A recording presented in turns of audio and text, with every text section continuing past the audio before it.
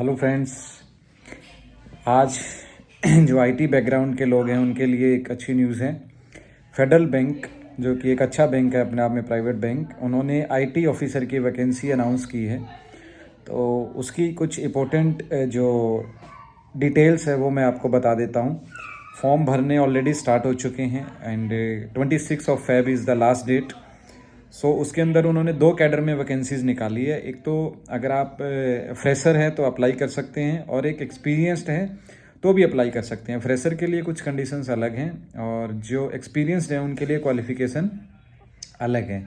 Fresher के लिए क्या है, उन्होंने मास्टर्स रखा है, जैसे आपकी एमटेक आईटी में है या एमएससी आईटी है या फिर आपका एमसीए इन कंप्यूटर साइंस है तो वो भी चलेगा। उसमें आपका 60% मार्क्स होना चाहिए 10th में, 12th में और ग्रेजुएशन और पीजी में थ्रू आउट एग्रीगेट। तो ये होना चाहिए। इसके अंदर 27 उन्होंने मैक्सिमम एज रखी है। एंड अगर आपके पास 1 ईयर का एक्सपीरियंस है आईटी से रिलेटेड फील्ड का तो भी आप अप्लाई कर सकते हैं। तो अगर आपके पास में ग्रेजुएशन है ये 1 ईयर के एक्सपीरियंस के साथ तो पीजी की जरूरत नहीं है, तो भी आप अप्लाई कर सकते हैं। ठीक है जी।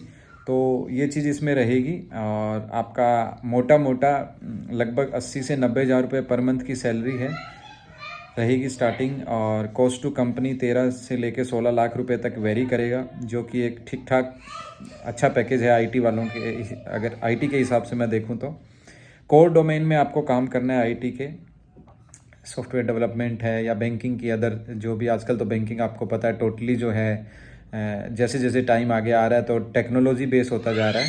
तो उसके अंदर आपके लिए एक अच्छी संभावनाएं हैं करियर की।